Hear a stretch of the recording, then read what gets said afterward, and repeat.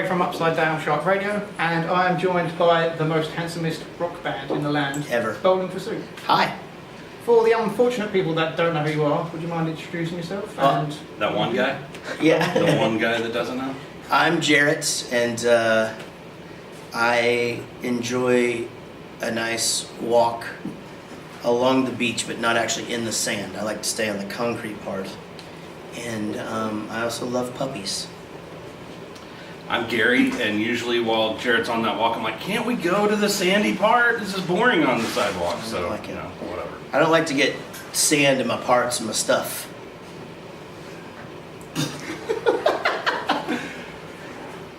you're playing, Jesus, sorry. You're playing Drunk Enough to Dance Yes, in its entirety. we are. Album that has gone generations and generations. It has. People love it. I've got my question. Why do you think it's still resonating with the audience?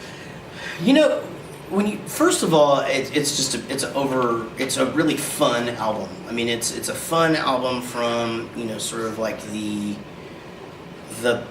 peak of the start of pop punk, if that makes sense. Like about the time where it was like really, all of us were out there already doing our thing, and I feel like there's a lot of songs on there that resonate with people, and it brings back visuals of when they heard it the first time. They're easy songs to share with your kids or your grandmother. It's like the spark that lit the fire. Yeah. Pop punk.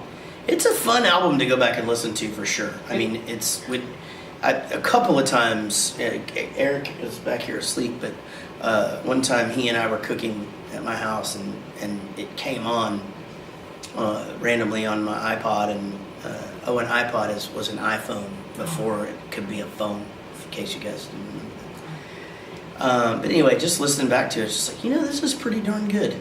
Yeah, when we were rehearsing, like working it up, it was fun, like going back. Some of the songs we've never even played live, so like working them up has been fun. It was weird though, because it's like we do things differently than we did then. 15 years ago, it's like just the way that we do sort of like chord walk downs or like chromatic walk downs or whatever. It's like we back then we take out a note and now we add a note. It's just a really interesting study as to the way that we used to do. You've matured as musicians. Maybe, I guess, or if we're just taking the easy road now. I don't know which one it is. So going on that, like, where do you see yourself in the future? Like, are you going to do another album soon, or what's the plan after this tour? Well, I mean, we're definitely going to put out more music soon. I don't know. I mean, we put this out to the fans earlier this year, and it's like, should we do new music? Should we do a covers album? There's been talk of that forever. Should we do songs people actually liked, Volume 2, which would be like the second 10 years of our career? And there's people argue for all of them, so we'll just have to wait and see what makes the most sense and See what wins. what movie, what mood we're in, or what movie we're watching. I don't know why I said movie. It's ridiculous. You said the wine gave you tattoos. You also brought a tattoo artist along with you on the tour. Yeah. What was the thinking behind that? Well, excuse me, we've brought a tattoo artist on tour with us now over here for the last 5 years or so. Right? Yeah, usually it's typically just for us, like Yeah. backstage we all get new stuff, or our friends get new stuff. Yeah, so it's like he'll tattoo the crew or the open sport bands. But we started a new thing on my solo tour this last September. Excuse me, this is because I just flew over here just now, like a few hours ago. And we actually had him set up before the show, and we have a touring tattoo studio, and it went great. And so we're doing that again, and we're sold out in advance. Some shows we have 4 artists, tattooing for 5 and 6 hours, and it's really cool. I mean, it's a good chance for you to get an economical tattoo from a badass tattoo artist and take something home with you that you'll have forever. That's good. Whether you like that or not in 10 years, It'll be with you for life. it'll be with you for life. Army of Freshmen, Aquabats, MC Large, Lars, Loud Kittens, Zebrahead, all acts that have toured with you, Spawn acts. So diverse. How do you just ask them to come aboard and then just like, yeah, sure. Like, what's the thinking? Some of them just showed up. That's true. Come on, let's Yeah. do it. What? Get I in mean, the bus. how about you guys? No.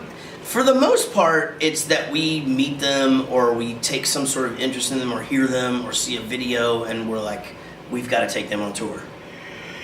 I am so sorry that I'm yawning. In between your two yawns, I almost yawned because Yeah. it's contagious, but I fought it Trying to off. fight it. I really am. I mean, those were terrible. The reason why I keep doing it is because I won't let myself just get a big yawn out of the way. But then there's been bands that have been suggested by either our agent or I mean, Zebrahead was one that we had never toured with them before, and they were recommended by, I think, Army of Freshmen, and they came along, and it was great having them along, so we've brought them back. But Lounge Kittens, actually, our publicist sent me over a video of them, and I was just like, holy shit. They're really good. Oh my God, I'm like, whatever happens, we've got to do something with them. And then MC Lars, he was a little kid, made his album in his dorm room, and we heard a song that he had called Signing Emo back in the day. And I was just like, I don't care what he has to do. If he has to drop out of college, he's going on tour. So he got on our bus for over a year and was on the road with us. So, you know, a lot of times it's who we want to see each night, and it works out good when you're fans of. Because this tour, for example, I mean, we wore the Aquabat stuff out in our van. Like, we were such huge fans, and now to know them a little bit and to be able to see them every night is going to be really fun. The cachet of your name is just like, hey, come tour with us, Bowling for Soup. And they're like, sure. Yeah, well, it's basically like, hey, can we come open up for you guys in the UK so we can have a career? I'm just kidding. I'm not kidding. I'm sort of kidding. It's funny because it's true. It's funny because it's true. No, I mean, it is. And to be honest, it's been fun for, like, really close friends of ours, the Dolly Rots, Patent Pending, as you said, Army of Freshmen, to be able to, MC Lars, be able to bring them over for the first time or the first and second time that they're over here, and now they can all come over and tour on their own, because we do have the nicest, most supportive fans in the world, and it's like, once a band is on the road with us, it's almost like we've kind of given them the approval, and our fans just continue to support them, and I think that's great, and that's the way it should be. Just introducing more acts and, you know, building Yeah. up a fan base for them. Yeah, and They're kind of in the family at that point. yeah, and sometimes it's like, you know, those bands will come back and be like, hey, you know, we want to come back, and it's like, you've flown the nest, our little bird. You know, go ye, and fly unto the southern sky. You know, so that we can yet nurture another band with our bosom of punk punk. Just the thought of MC Lars upon your bosom. Yeah. Is a good. Well, my bosoms I've have got got. photos of that, Yeah. You know, back in the day, it wouldn't have been that great of a sight because I didn't have any. But now that I've grown a little bit outward, I could probably snuggle them in here pretty well. This is a question that my producer behind the camera wanted me to ask. He said he searched the internet and no one's never ever asked you this question before. What's your favourite soup? Has someone asked you that before? It's obvious that, so he's already embarrassed himself as a millennial already today, right? You even said, you just said, oh God, right? When he said earlier that something was on fire, but it was going to be lit. Oh, yeah, that's right, yeah. Right. We get asked that pretty much every So, day. I thought this was the case. Right. So I thought, have you ever been asked, what is your favourite type of bowl? No. You haven't? Well, No. for you, sirs, here are some bowls I would like you to have a look at, judge, and just tell me which one you believe is the best. That's the best one. Mixing? This is a mixing bowl I like. Okay, we would call this like a. That's nachos? That's where I... Yeah. You like melt some cheese in there, Yeah, right? yeah. Pasta bowl. Cereal bowl. Cereal bowl. Yeah. Okay. I'm going, that's the best one. Mixing bowl. Yeah, and here's why. Because we would use this for all of the above. Yeah. You know how much cereal you can Yeah, get in you there? can get a half a box of Fruity Pebbles in this thing. We Yeah. don't get fruit pebbles in there. No. No. Well, we could get Yeah. a box of Fruity Pebbles in there. I do agree with him though. That's So, the best bowl. Mixing bowl, bowling for soup. It's Indoors. right. Yeah. Thank you. I will return that to my girlfriend's mum. And tell But her. back to your question on soup. My wife's chicken noodle soup, which I had to have this week because I was not feeling well. Oh. It's a cure-all. Are I you feel okay now? great now. I'm great now. Well, now I've got like a stomach thing, but I've It's not related to your wife's cooking. I've 5 times today, That's... and it's finally getting to be normal. So I think we're good out of the woods. I'm glad you're keeping regular. Yeah. And your tomato soup? Any love for tomato? Nah, it'd probably be like a pasta visual soup. Oh, Yeah. you like a bit bit of chunk. Yeah, I like a little bit, almost stew, you know, some heft to it. We heard through your Twitter that you're at the Royal Rumble. I was. We're annoyed you weren't number 30. But if you were a wrestler, what would your name be and your theme song? Well, if I were a wrestler, I would be a Von Erich from back in the day. The Von Erichs were who I grew up with. I actually used to use the name Von Erich when Bowling for Soup were first coming out. And I'm friendly with Kevin Von Erich still, so I would be Jaret Von Erich, would be my name. And of course, my theme song, of course, and it seems obvious, would be I can't think of one. Like One from Bowling for Soup. I wouldn't use my own It'd probably be, oh gosh. Maybe it'd be like All I Want for Christmas Is You by Mariah Carey. All year round. Yeah, all year round. Gary, do you have a... I know nothing about the wrestling world. But you are aware that there are wrestlers and they have names and theme songs. The Crusher! What are you talking about? What? Your tracks have been used for many things. Yes. Movies, TVs, video games. What's your favourite?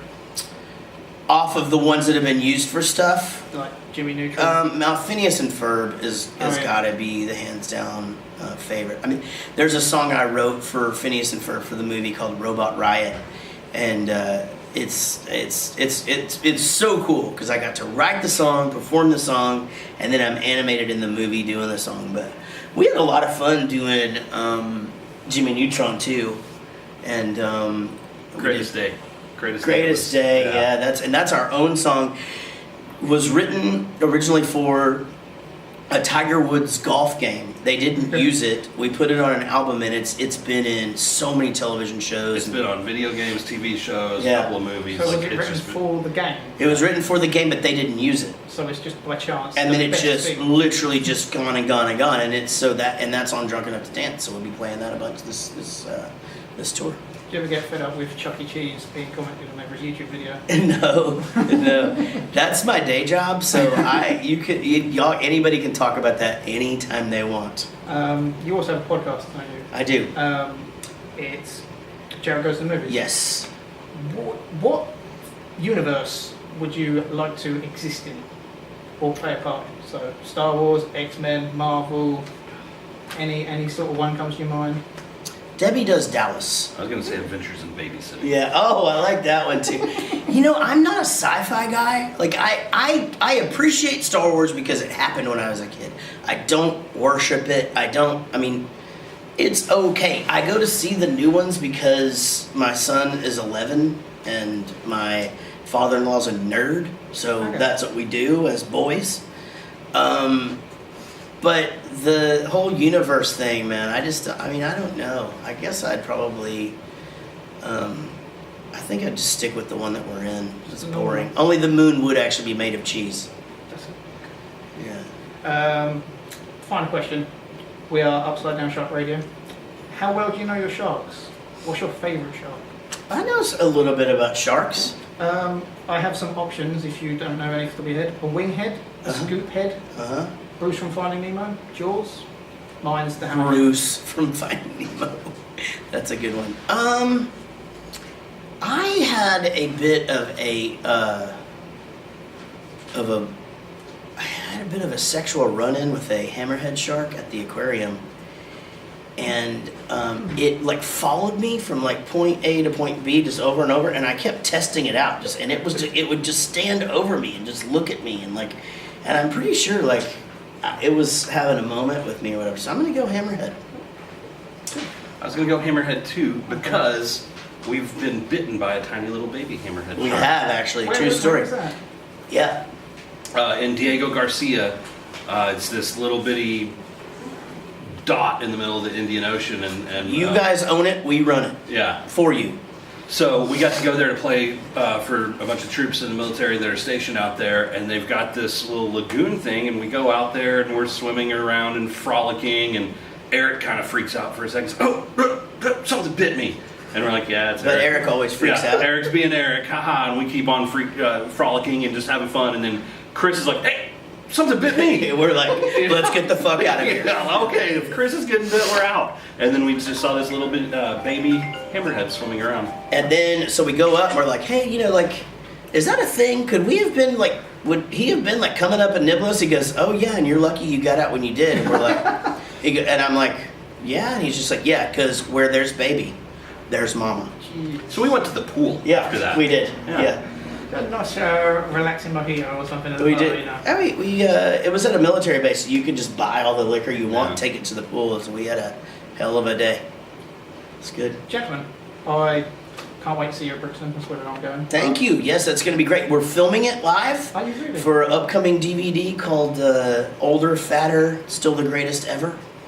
And yeah, so cameras will be rolling that night, and DVD will actually be out before summer. So it's actually, yeah. So we're gonna actually start taking pre-orders on this tour. So if you're coming to that show, or if you're just coming to this tour in general, and you want to see pretty much that set. I mean, I'm not sure how much the set will change from night to night because we haven't played it yet.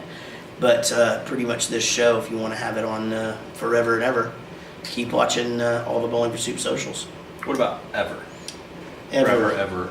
And ever. And So ever. you're saying I can get a tattoo that will last forever, and then get a DVD of myself with the tattoo that will also last forever. 100%. So, thank you very much. Thank you, Craig. It's been a Cheers. pleasure. Cheers, everybody. Getting all Game of Thrones and shit. Did you taste it yet? No.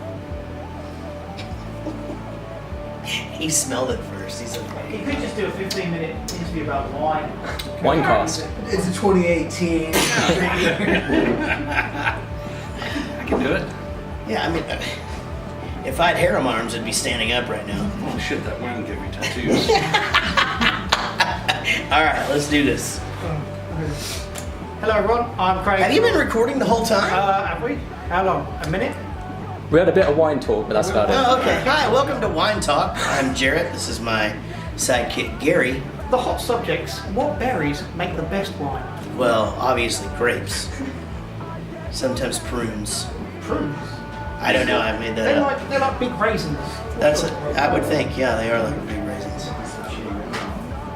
Yeah. Dingleberry would make some shitty wine. Dingleberry. Yeah.